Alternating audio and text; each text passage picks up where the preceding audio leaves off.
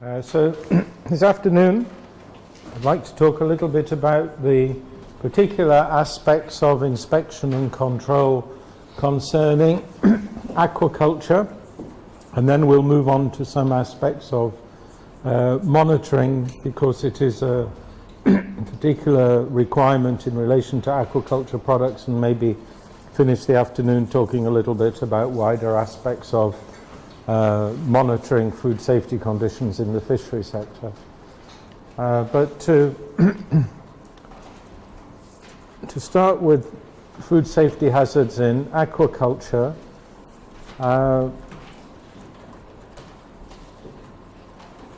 aquaculture is more or less, relatively anyhow, a new activity for many of us involved in official control of fishery products, in that whilst there have been aquaculture activities practiced for thousands of years, it's only in the last 30 or 40 years that they have become an important commercial activity and started to contribute significantly to fish supplies. So that now, according to the latest FAO data, something about like half of the fish consumed in the world is from aquaculture origin. And of course, the regional production is very much focused around Southeast Asia, where in China and Vietnam and countries like this, there are massive aquaculture sectors. But we also see in other regions important production systems emerging in Europe, where we have salmon farming and sea bass and sea bream farming. We have a very important aquaculture sector in Egypt, where tilapia farming is undertaken. And then within the Americas, we see countries like Ecuador and to an extent Colombia also engaged in significant aquaculture activities. And we know that in the Caribbean region that there are a number of initiatives. There are several commercial operators in shrimp and tilapia farming, in Suriname, for example, in Guyana. And also many of the smaller countries have pilot production in place with a view to developing this sector in the future. So the expectation is that application of official controls to aquaculture products will become a more important part of our work in future as this sector develops in the region. And today I want to talk in this session about some of the hazards which we find in aquaculture products, which are more or less specific to those products. Not exclusively, but within the fish inspection world, we have to focus particularly on these three areas of aflatoxins, fungal toxins, veterinary medicines, and parasites, because what is emerging is that these are the hazards which increasingly we are seeing popping up in surveys, in studies which have been done regarding hazards in aquaculture products, and which we therefore have to start taking into account in our inspection and control activities. Okay, so mycotoxins are fungal toxins. They come from a range of different fungi, microscopic fungi, but the two genera which are mostly implicated are Aspergillus and Fusarium. So these are microscopic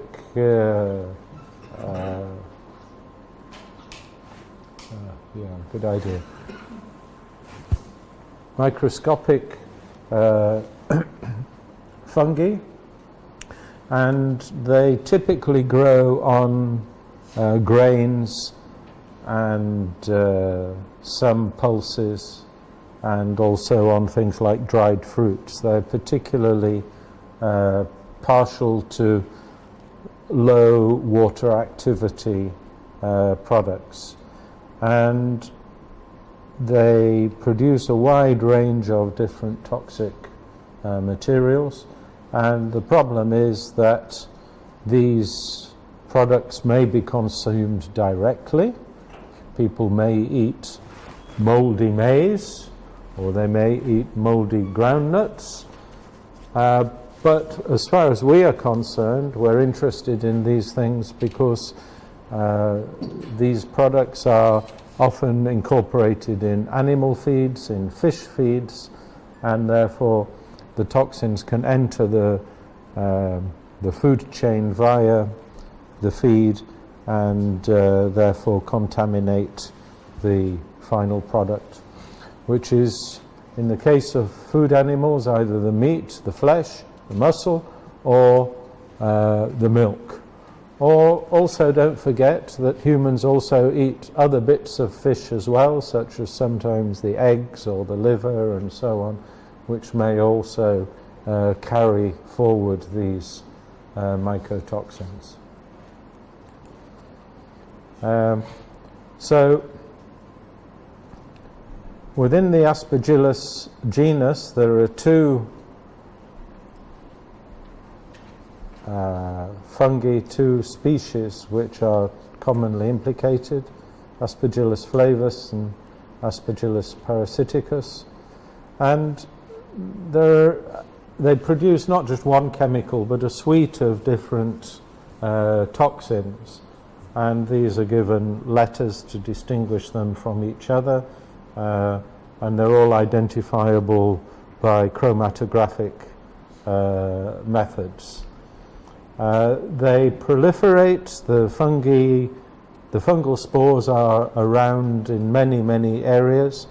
It's not that they're specifically located to one area or another, they are ubiquitous, particularly in tropical regions, and they can grow under conditions of relatively high humidity and high temperature. So very often we're looking at poorly stored raw materials which are used in animal feeds, or we're looking at poorly stored feeds themselves. And typically what is implicated are these oilseed meals. So if we take things like palm oil or groundnut oil or cottonseed oil, when the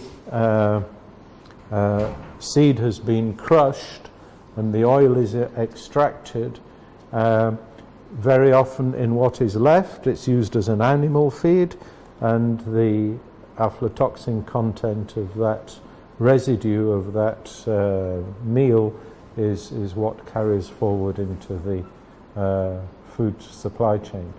But there is also the possibility that some of these fungi can grow on crops before even they are harvested. Under certain conditions of humidity and high rainfall and high temperatures, we can see the crops being infected and the fungi growing prior to harvest. So it's not just storage conditions, it's also conditions during growth. This is a picture of a sporing head of Aspergillus under a microscope, and these are the little spores which distribute it around. So here's a list of all of the different fungal toxins, the mycotoxins, which we have identified over the years. There's a wide range of them. It's really these three which we're concerned with, these first three, which we're concerned with in relation to animal feeds. Aflatoxins, cyclopiazonic acid, noprotoxin, they are the products of the various aspergillus fungi. But there are a whole range of other fungal toxins which get into foods, but these don't really concern us very much from a fish inspection point of view, because they tend to grow in other media, in other products which are not often used for animal feeds. So patulin, for example, grows on apples, and ergot grows on grains such as rye and barley and so on. So these are not really linked very much to the fishery sector. But as general food safety inspectors, we are of course interested in them and need to be aware of them. The thing about all of these toxins is that they are all highly toxic, but not all equally toxic. Some are more so than others, but they do tend to attack the liver. The site of attack is the liver. They can cause tissue damage, and that ultimately has been linked to an increase in liver cancer, largely because of the toxic effects of these materials. And in Africa, it's estimated that some 40% of all liver cancers are due to aflatoxins. So this is a major public health issue, which is not very well in control. Of course, most of the exposure in places like Africa comes from these kind of products, from groundnuts, moldy groundnuts, rather than via fish as such. But it is something that we need to be careful to monitor in our monitoring programs, and I'll talk about this in a moment, to monitor the quantities of aflatoxins present in fish feeds. There are some hot spots. So Mozambique, for example, where they have high rates of consumption of products such as this, you can see they have 60 times the rate of liver cancer. So it's a very major public health issue. But there's another issue linked to the consumption of over the longer term of aflatoxins, which is linked to stunting and immune system suppression. So that if a young person, if a child is exposed to small amounts of aflatoxin, which may not cause any acute effects, if they're exposed to small amounts over a long period, it can create sufficient stress on their system, on their body, that they don't grow properly and they remain stunted. They are susceptible more to infections like TB and malaria and so on, and ultimately the child doesn't thrive as well because of this stress imposed on the system by the toxin. And so this is the latest research which has linked stunting to consumption of aflatoxin. So it's perhaps, I think yesterday I mentioned that there are many toxins where we've actually set limits based on acute toxicity characteristics, dosage and response. And now, as our epidemiological knowledge is improving, we're finding that some of these also have chronic implications from chronic exposure, and aflatoxin is one of these kind of chemicals. So the preventative measures are preventing mold growth in harvested products. It means sufficient drying of the meal, of the grains, of the maize or the groundnuts or whatever is going to be used in the animal feed. Generally, for example, in maize, below 14% moisture content is safe. And also it means that during storage, not only of the raw material, but also storage of finished animal feeds, that there should also be proper storage conditions with ventilation and so on. So this is a very nice example here of how animal feeds should be stored, always on pallets, so that it's not on the ground. Air can circulate under the pallet. The pallets are stacked with gaps between them, and products are not stored against the wall, so you can have a good ventilation surrounding the product. There's some promising technologies, modified atmosphere storage. So if you increase the carbon dioxide content around the Aspergillus, it suppresses its growth. There's another very interesting product on the market, in that they found that some strains of Aspergillus do not produce the toxins.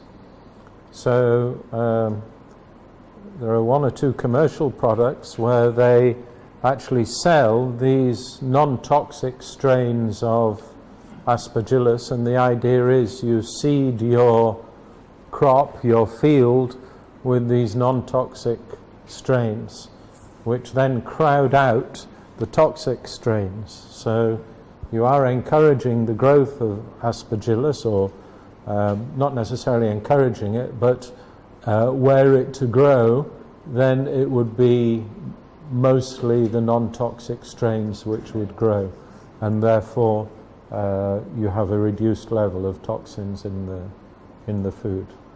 And there's work going ahead with different fungicides, spraying your crops, spraying your harvested products, and looking at the possibility of using genetically modified varieties of products so that they're resistant to attack by Aspergillus.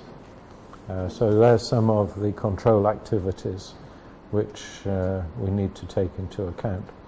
But certainly from a food safety of fishery products point of view, we need to be thinking about the storage conditions and about including animal feeds for aquaculture within our monitoring programs. Has anybody any experience of controlling these kind of products? Yeah. Well, if you have a major aquaculture sector, then it's something which needs to be taken into account. Then we have veterinary medicines, which, because the animal is treated with a veterinary medicine, then of course that medicine can end up in the food. And we cannot avoid sometimes treating fish with veterinary medicines, and in fact it is an obligation under animal welfare conditions in many cases. If an animal is sick, it should be that illness should be addressed with a veterinary intervention to try to cure it. So even in organic production, you may need sometimes to treat your fish with drugs, and that is perfectly permissible. In fact, it is part of the welfare of ensuring that the animals are treated properly. So occasionally fish are treated with veterinary medicines for health reasons. Sometimes, in some countries, animals are subject to veterinary treatments as growth-promoting activities. So it is a fact that if you feed young animals with a low dose of antibiotics, they will grow more quickly. And in some cases, not that this is permitted, certainly in the EU, but in other countries it may be permitted to treat animals with growth-promoting substances, whether they be antibiotics or hormones in some cases. So we're concerned with ensuring that when fish is being farmed, that it doesn't have in it any harmful residues of veterinary medicines. And there are really two concerns we have from a human health point of view. One is that there may be some toxic effect on humans because of the nature of the substances which are applied. So that's one thing we would worry about. But secondly, very often drugs which are used in animal medicine are the same drugs that are used in human medicine. Because a broad spectrum antibiotic, for example, which works on a human being, will also work to an extent on species of bacteria in a fish or any other animal. So we're concerned about antimicrobial resistance by having a constant exposure. And what happens is if this antibacterial substance is present in the food we eat on a continuous basis, then the bacteria in our gut, which may include pathogenic bacteria, will evolve to become tolerant to that antibiotic. And then if that is transmitted to somebody else, it has antibiotic resistance, and it means that drug is then not available for medical or clinical intervention by a doctor to treat that illness. So antimicrobial resistance is one of the risks which we need to address. It isn't a food safety problem per se, in that these drugs do not harm us as the consumer directly, but there may be indirect harm to human health by transmission of this or by development of this resistance. So they are the concerns we have with human health hazards from residues. And the idea of the controls is to do two things. One, ensure that prohibited substances or illegal substances or substances which are unauthorized, which could cause us direct harm, are not applied to those food animals, that they're not used in a food animal context. So this means there could be different treatment regimes for a given disease in a given species of fish, but if it is going to be used for ornamental fish, for example, it's not for human consumption, you could use certain substances in that situation. If it was going to be used for human consumption, well, of course you couldn't use them. So you have to always think about the end use of these products. But primarily we are concerned to ensure that these unlawful or prohibited substances are not applied to aquaculture products, and that where authorized substances are used, in other words permitted drugs, which may be the same drugs that we might want to use for treatment of human health situations, that they are used in such a way that the residue levels in the final product do not exceed permitted limits. Primarily because of this concern for resistance, but also sometimes because although these drugs may be used in human medicine, they may have other side effects and things which we don't want to see consumers developing.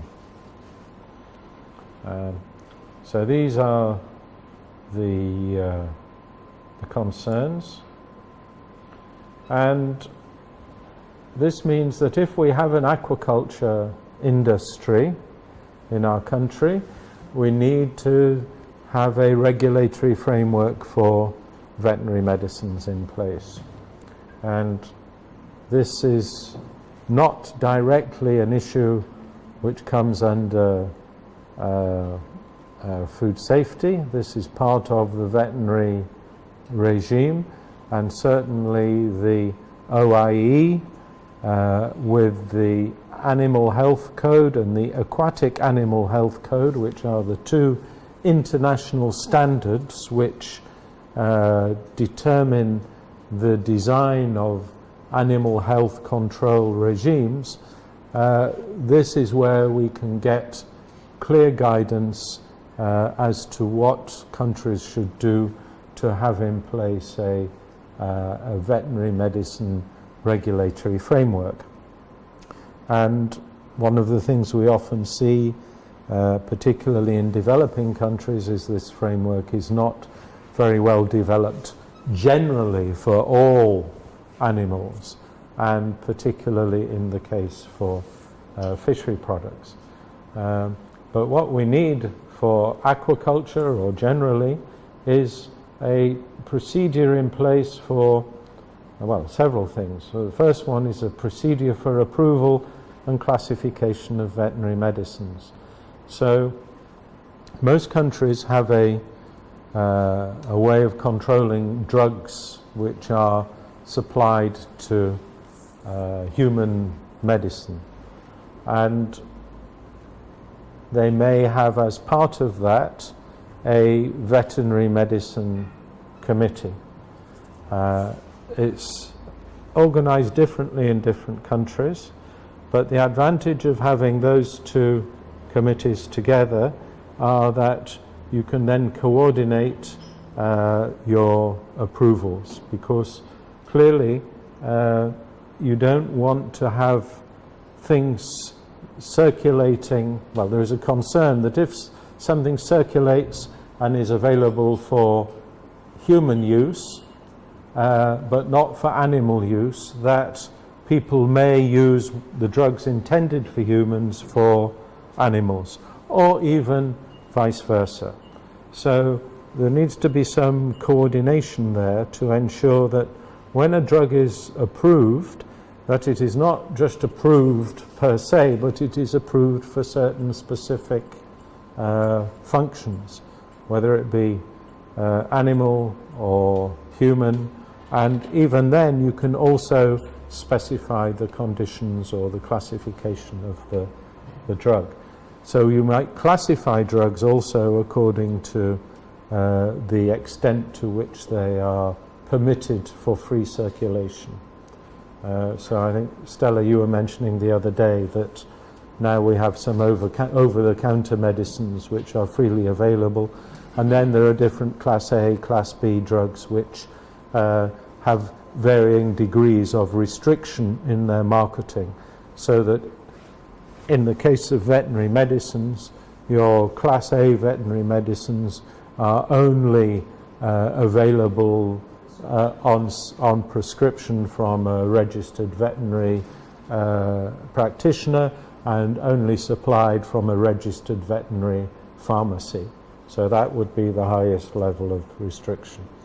So that procedure for approval, to say what is permitted and what is not permitted, and for classification, should be in place, because that is the first step, if you like, to having a list of controls.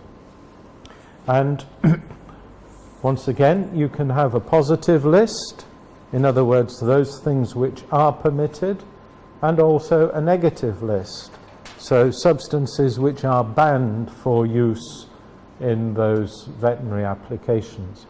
Because what you find is that there are many chemicals circulating in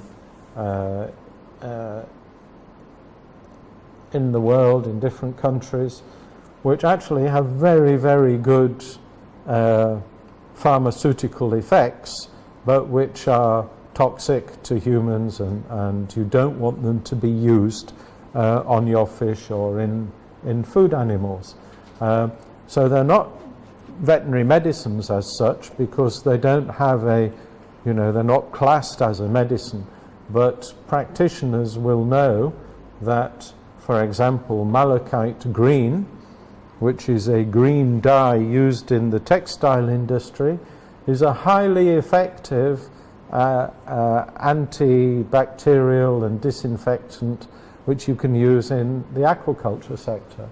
And many countries this circulates freely and is often sold directly to aquaculture operators for this purpose, but it is actually quite toxic. So in some countries they've actually put a specific ban on its use.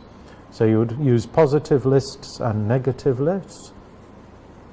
And if you want to go further, you have controls on import, production and distribution of controlled compounds. So you can have systems of import licensing or production licensing. Of course, distribution systems. You have registered pharmacies for veterinary medicines, and certain products are only available via those pharmacies. There is an issue of smuggling. I had a conversation with Nestor in Belize, where I think you have shrimp farming and some tilapia as well. Yeah, shrimp farms.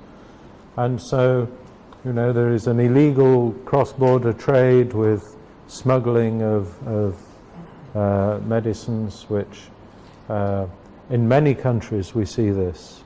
Something's banned locally, but there is still a demand for it from the sector, so people bring it in. And it's very difficult to control, because sometimes the quantities you need are very small. Then, controls on prescription and application of certain compounds, so that you, for certain drugs, in your regulations, you say these must be prescribed and applied to fish only under veterinary supervision. And that means that there would be an extra level of control. And then you need to have rules about storage and stock controls on the farm. So that, for example, on farm you would require separate locked facilities for storage of veterinary medicines. So there would only be a nominated key holder, and entry and exit material to and from the store would be recorded. So you keep a proper stock control. So you do this in rather the same way that you would control separately hazardous chemicals in a food processing establishment, with specific record keeping of what goes in and what comes out. And then importantly, a requirement for keeping of records of the application of veterinary medicines to the fish.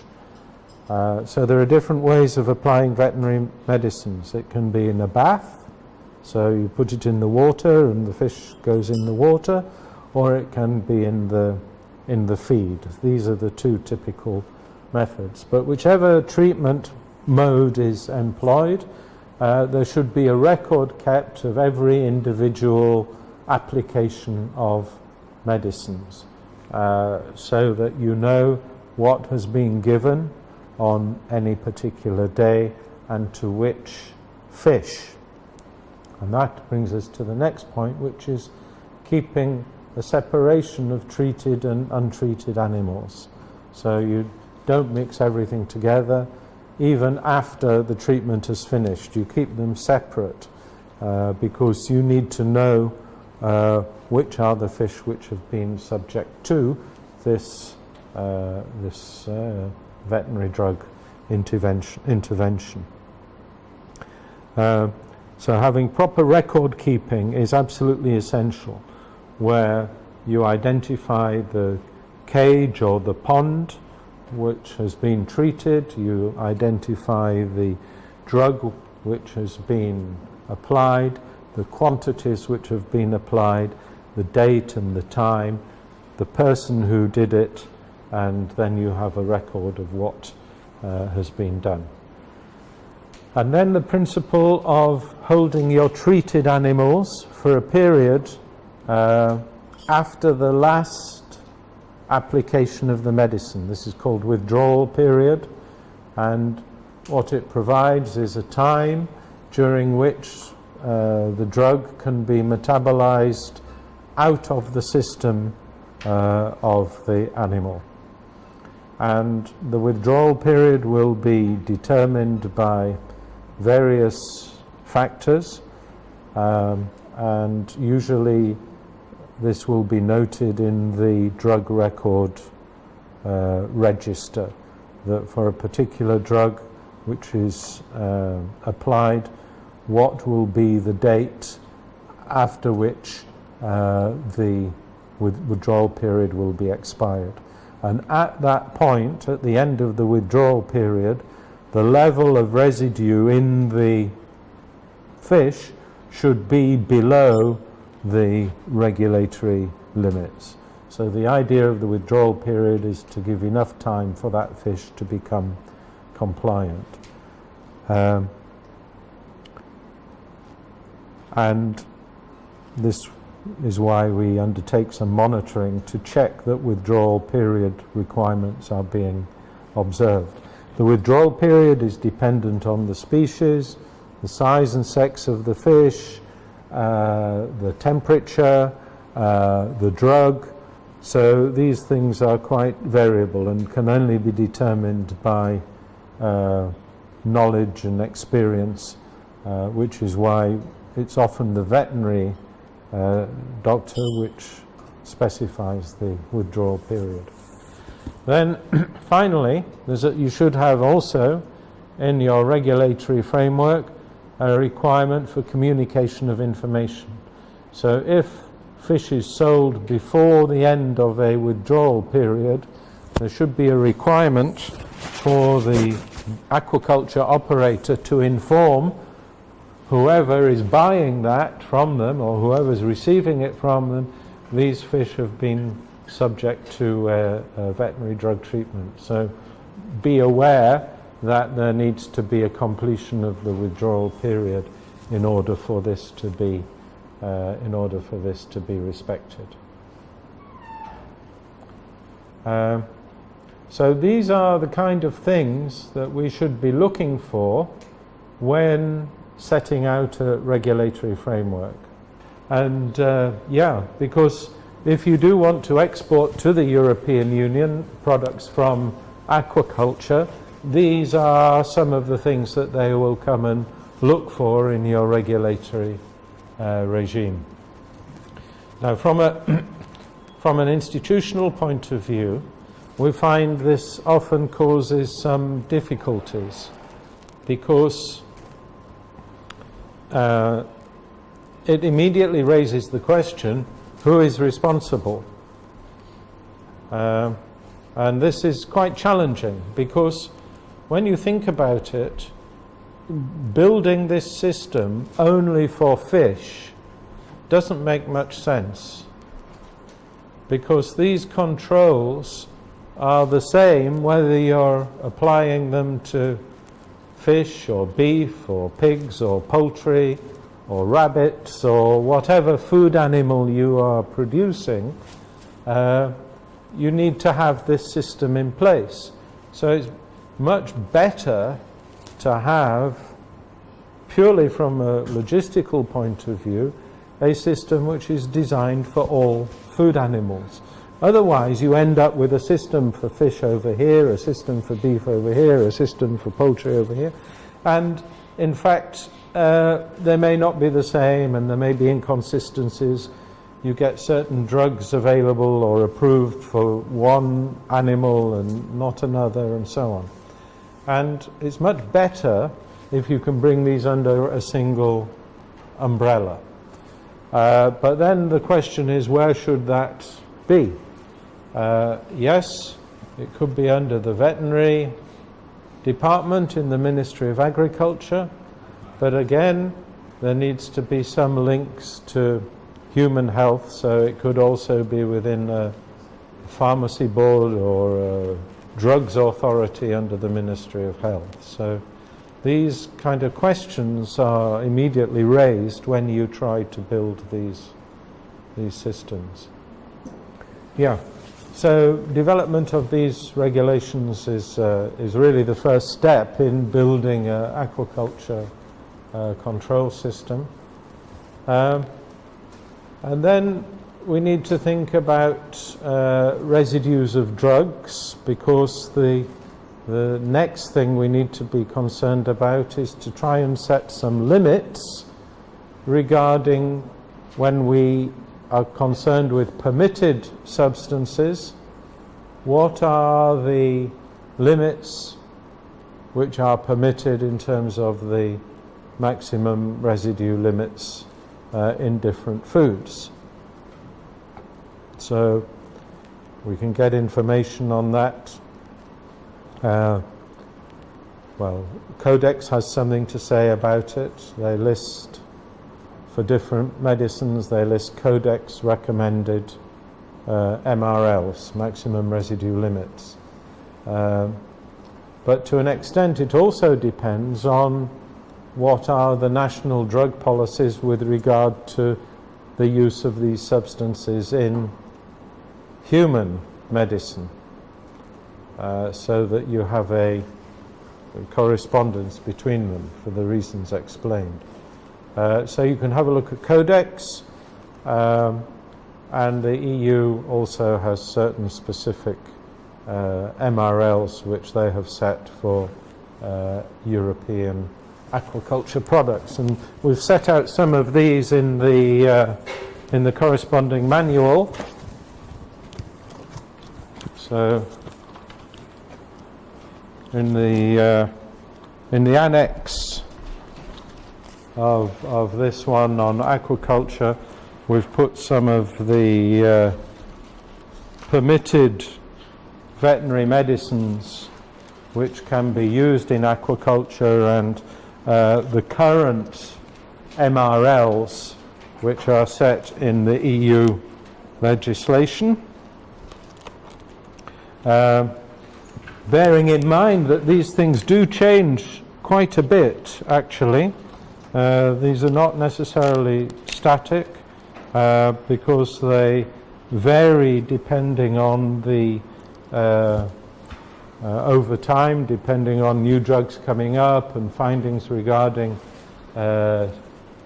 toxicity and things like that.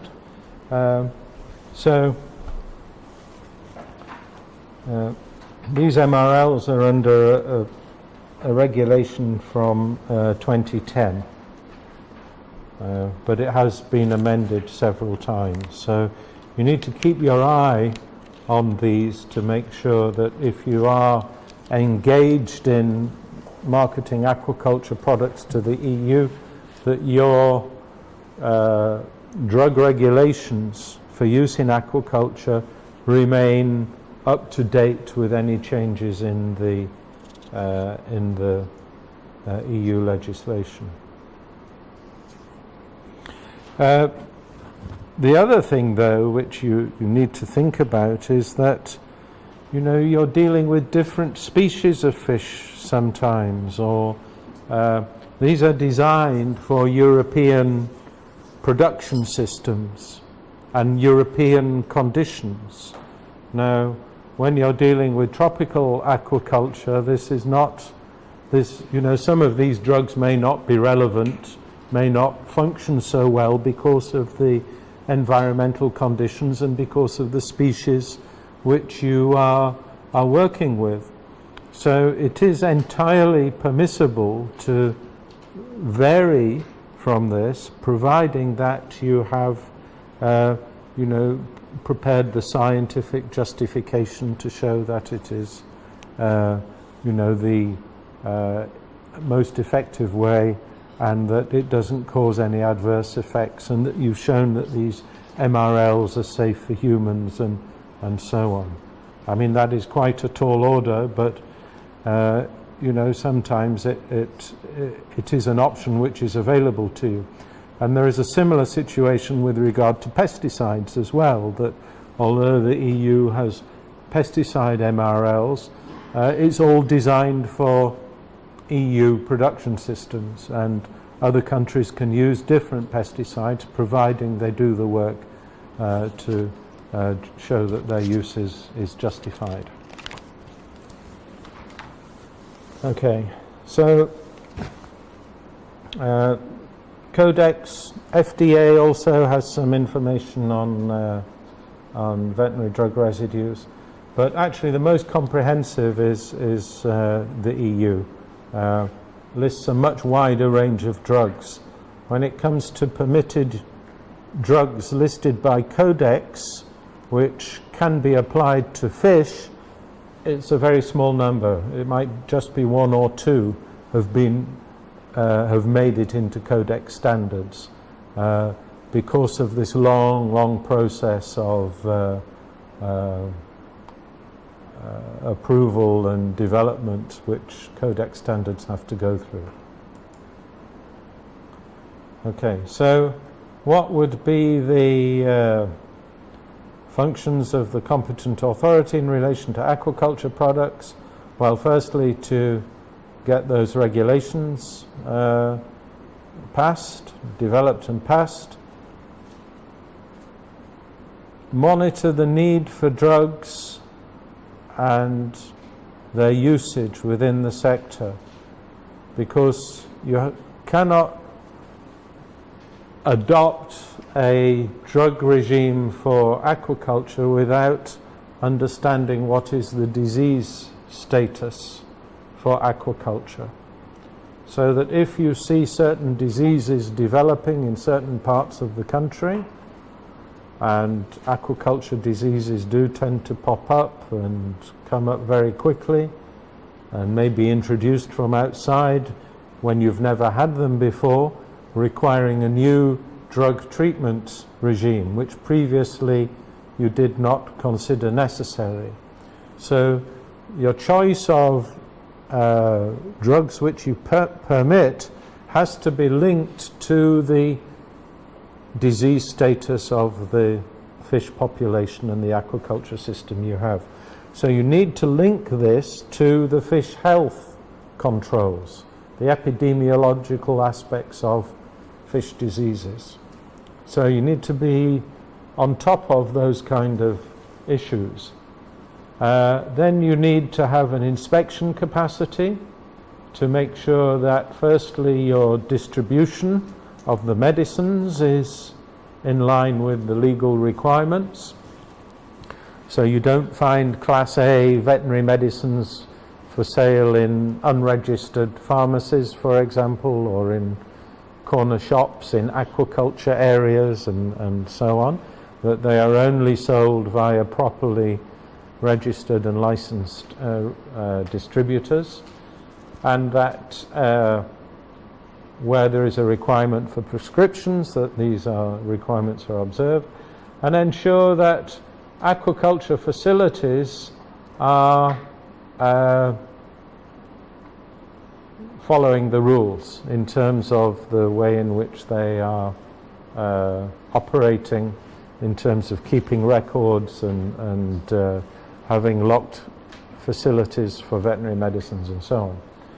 And then you need to have a residue monitoring program where you take samples on a periodic basis and subject them to laboratory testing to make sure that all of these things are being complied with. And then finally you have your export certification if it's an EU system. So these are some of the options which you need to consider, who often need to be involved at some stage in developing or implementing these functions. And bear in mind also that veterinary medicine control is at the interface of animal health and food safety. So if you're a fisheries department, you need to be talking to your veterinary department or have a fish health function within your fisheries institution. Okay. So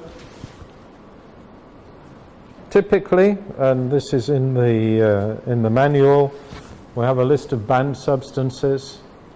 Very typically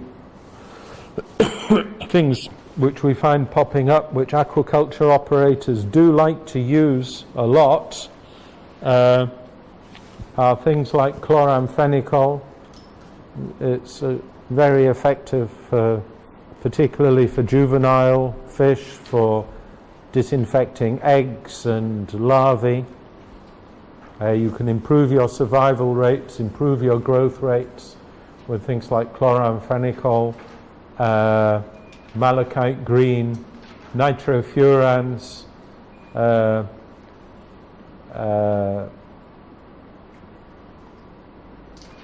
metronidazole. Several of these crop up regularly in monitoring programs, although they all are banned substances in the EU. But they're used because they're very effective at the job that they do. They're cheap, easy to use and effective. However, they do have potentially dangerous implications for consumers. They're all persistent, they're all identifiable in the final product. You'll be aware that many countries have had difficulties getting farmed shrimp into the EU and indeed have suffered bans because of the presence of chloramphenicol. Well, tetracycline is permitted often, but chloramphenicol and nitrofurans, particularly countries like Bangladesh and India and Thailand, they've all either suffered or been threatened with bans because of the presence of these substances. And it's very difficult to identify where they come from, because when you go to the farms, they deny using them. Well, of course they would deny using them, but I think the evidence is that they're not actually used on the farms. So you go to the hatcheries, and yeah, there was a time when we know that, say, aquaculture feed producers in one of these countries was putting some of these substances in the feed. But that was identified and it was stopped. So, in theory, the product should have had no more chloramphenicol. But it was still detected in the final product. And what they finally realized was that for the larval shrimp, at the very early stages, they're fed on a feed which is prepared on the farm using chicken egg yolk, and that sometimes the chickens had been fed with a feed with some of these compounds in them. So this was in the yolk, and then this was getting into the shrimp, even though it was a larvae, and it was still detectable in the adult shrimp when it went to market. So with very, very small quantities. But this raised the issue with regard to banned substances. It's a very important issue, because the idea that many regulatory authorities have, if this is a banned substance, if there is any detectable trace, it is evidence that the banned substance has been used, and therefore the product is rejected because it is non-compliant. Even if there is no evidence that at that level at which it is detected is harmful. It's not a question of harmfulness, it's a question of an illegal treatment has been applied to the product. So this was, quite a major controversy at one time, and led to the EU actually establishing detection limits, because one of the problems was that as analytical techniques were improved, originally when I first started working on these things, if you could analyze something to parts per million, well, you were doing some really fine chemistry.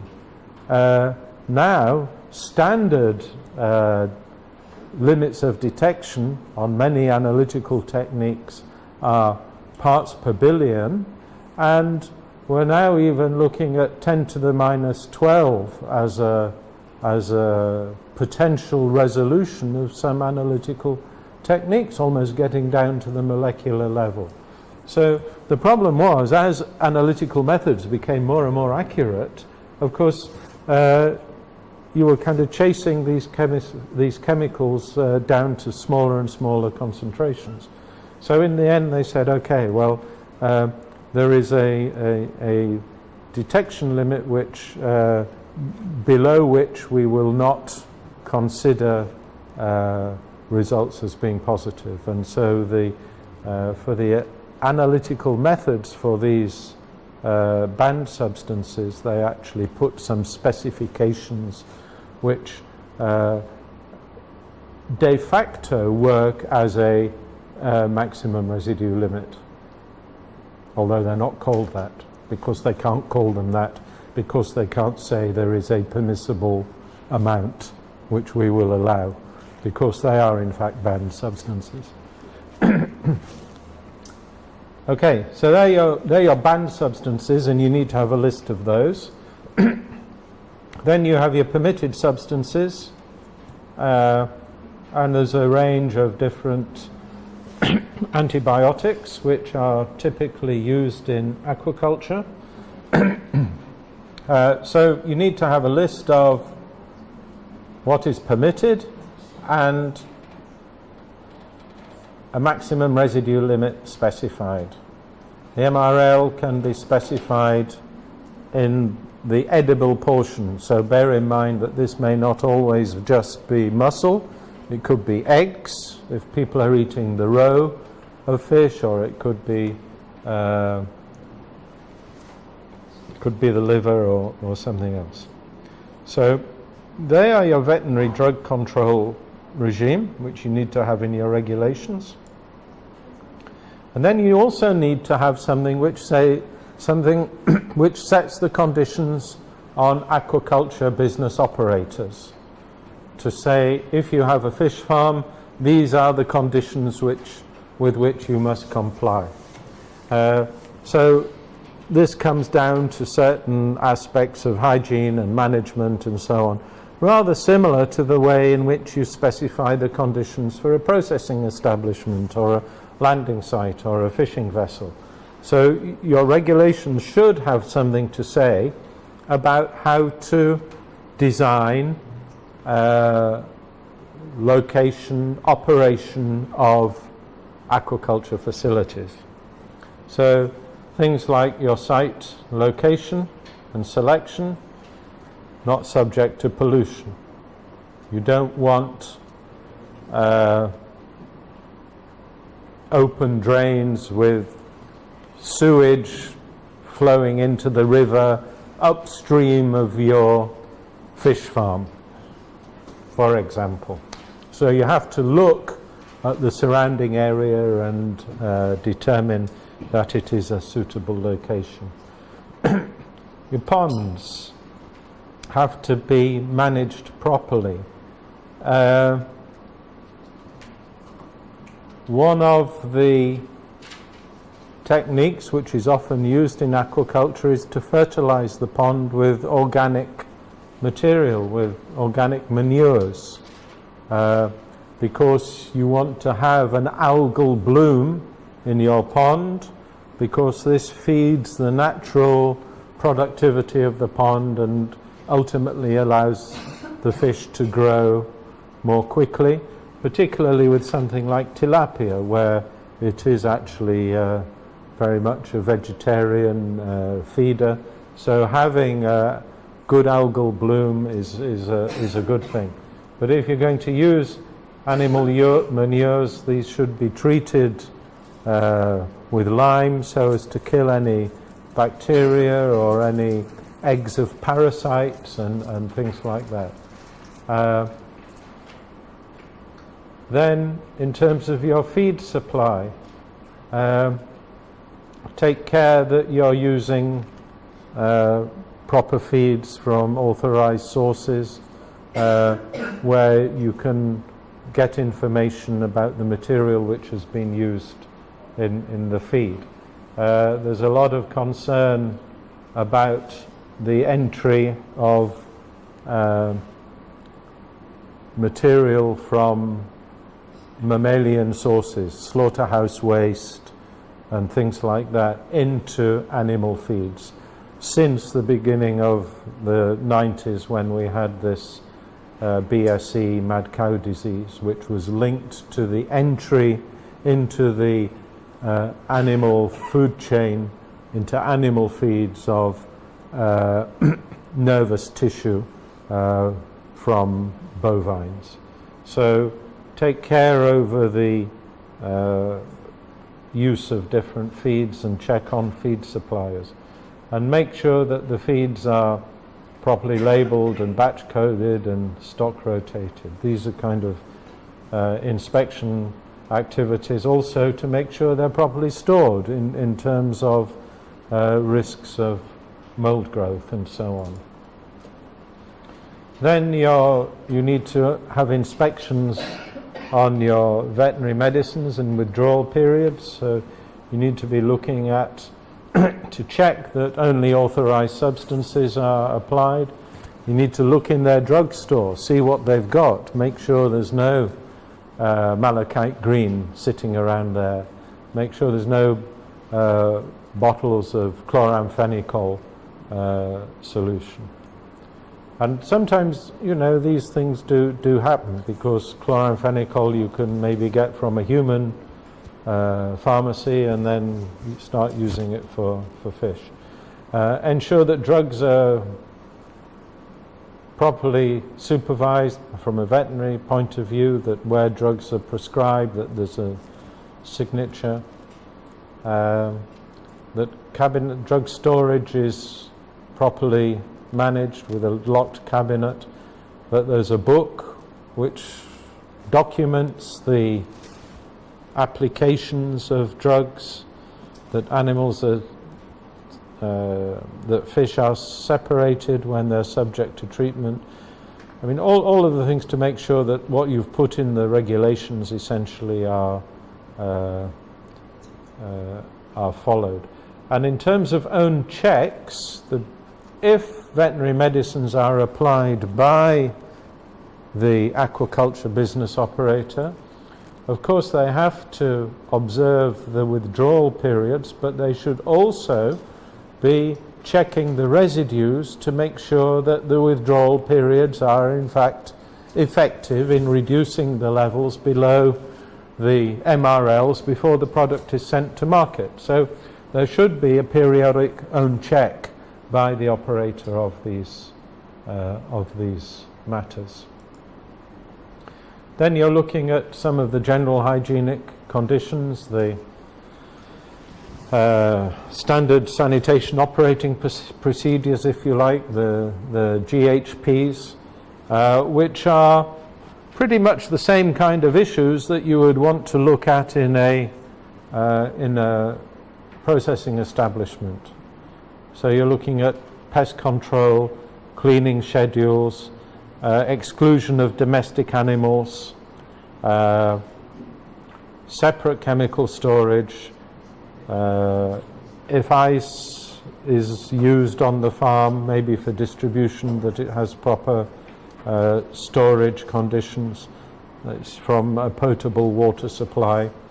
Hygiene conditions, including of the staff, hand washing, toilets, all of these kind of things need to be undertaken.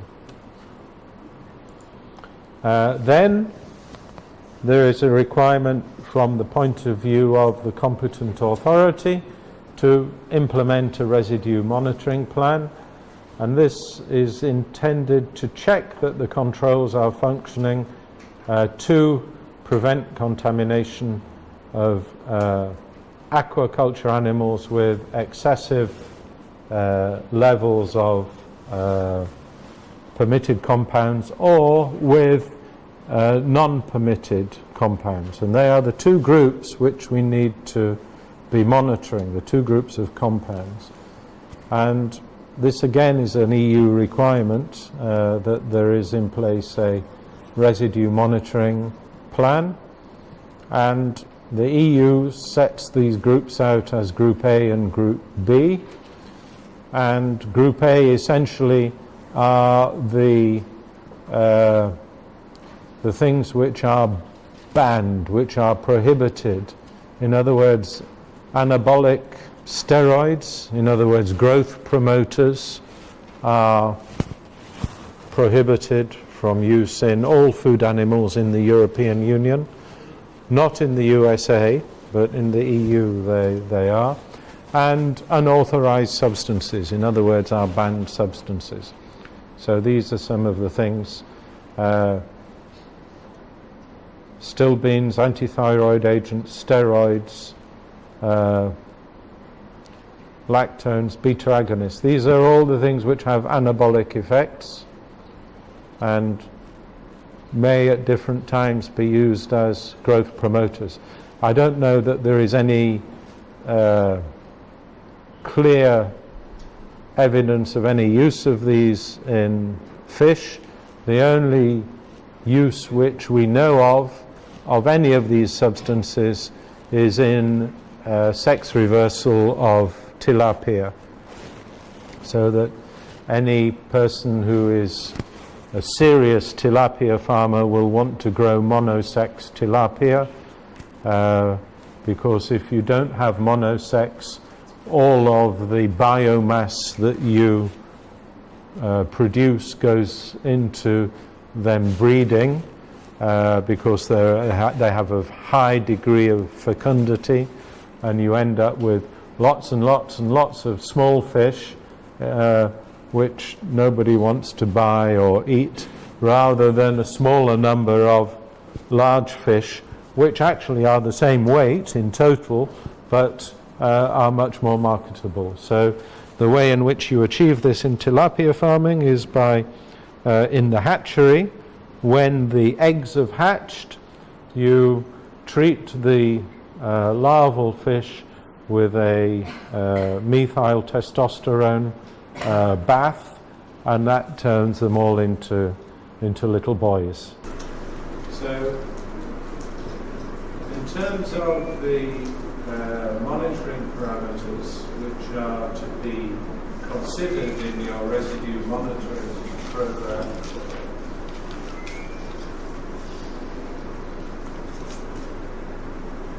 we have a classification here, which is what is used by the European Union. The Group A compounds, remember, are the ones which are prohibited, and Group B are the ones which include the permitted drugs, but also we want to monitor some of the things which may be present through natural contamination or environmental contamination. So it includes things like environmental contaminants, organochlorine and organophosphorus compounds, chemical elements, mycotoxins, you see are there, as something to be monitored, dyes, which is which may also be used sometimes illegally. So these are this is how we design the monitoring program. See that you have a group of substances and then you identify certain specific ones, define the substrate in which the tests will be undertaken, and the action level, the MRL action level, and the number of samples to be taken. So this would be your monitoring plan, per se. And what you have to remember is that your group A substances, you are not necessarily looking for them in the final product. You're trying to identify, for example, if an illegal substance has been used anywhere in the production. So you may take samples of fish, but from a hatchery, for example, from a cage of juveniles, rather than of the final product.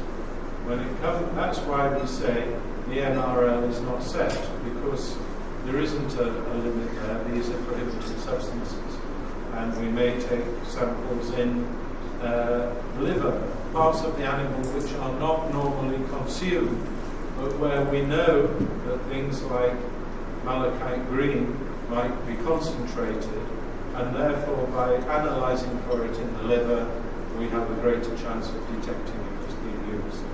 So your group A substances, the key thing to remember is that they may not be,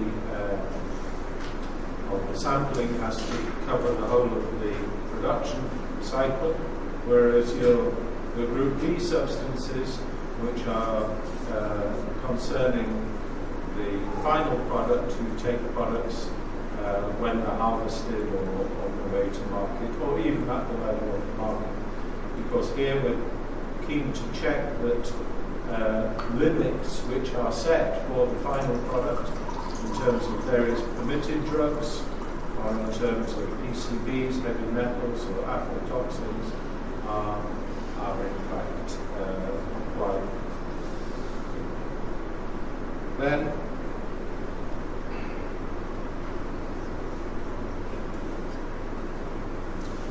in the EU there is a sampling plan globally for the sector, which is set in the EU legislation, which is 1 sample per 100 tonnes of annual production. So if you annually produce 1,000 tonnes of fish, you have to take a minimum of 10 samples during the course of that year. And then 1/3 of the samples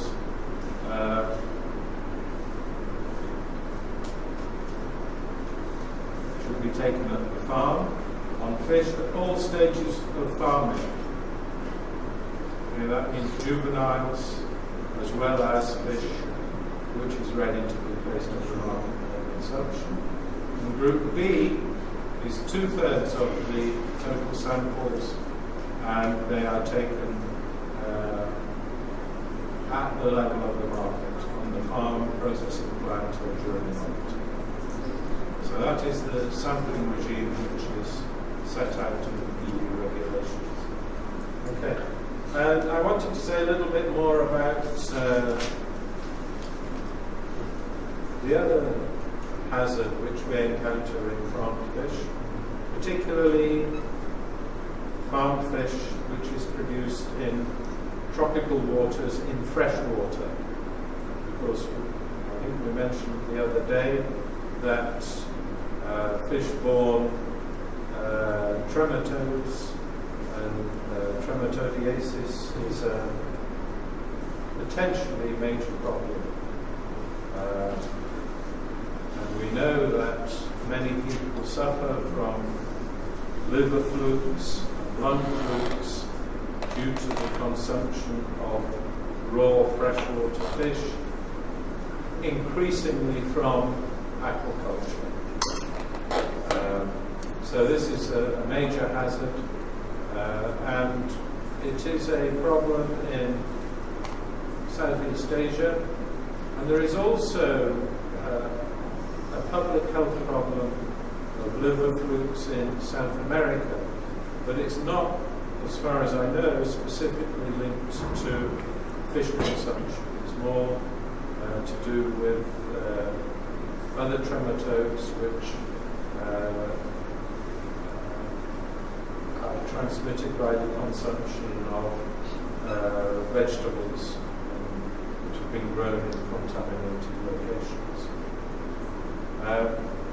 But anyhow,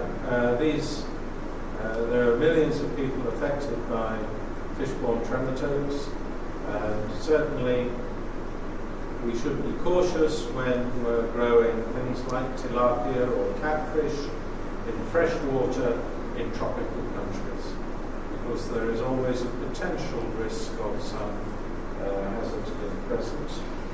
And the disease can be serious, but it is treatable. So these are the three main parasites: Clonochis sinensis, Opistorchis species, different species, and Paragonimus. These two are liver flukes, and this is a lung fluke. And they're all present in freshwater fish. This one, Paragonimus, is in freshwater crustaceans. So if there is production of macrobrachium, which is a freshwater shrimp, typically grown in aquaculture systems, then this could be one of the hazards we need to be concerned about. So in all cases, the final hosts are in mammals, so that can be humans or cats or dogs. They have an intermediate host, often in aquatic invertebrate, such as a snail, and another intermediate host is the fish. So they have various life cycles. This shows how it works. You have your final host, where the parasite is living in the liver or bile ducts or the lungs, and this final host excretes the eggs, which then hatch into larval stages. They pass through snails as one of the intermediate hosts. They release a larval stage called the cercaria. These enter the flesh of fish,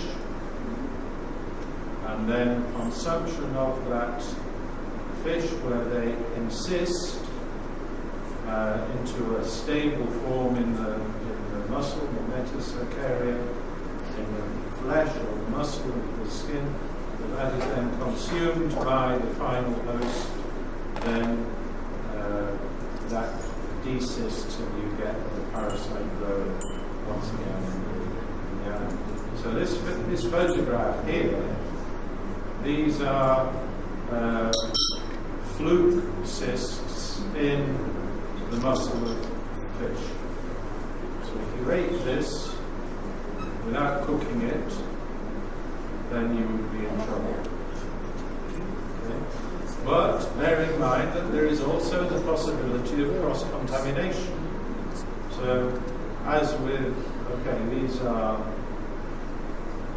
they're not as microscopic as bacteria, they're very small, but it is always possible that from a chopping board or utensils, they could be transferred from a raw product to a cooked product in the same way that we might transmit bacteria from raw meat to a cooked meat by lack of hygiene with our utensils. So there is a need to take a degree of care there and make sure that we have control methods. Now, not always entirely possible to eliminate these completely from fish farms, especially in areas where they are endemic. But to do things like having good practices, toilet facilities for staff, for a start, so there's no possibility of fecal material from people to enter ponds. The same way, keep domestic animals away from ponds. I find it many times I go around fish farms and you see dogs that are there running around as guard dogs. You see goats are grazing the sides of ponds because it keeps the grass short and avoids you having to pay somebody to cut the grass. But these are not good practices because there could be the possibility of fecal material which has parasite eggs entering the ponds.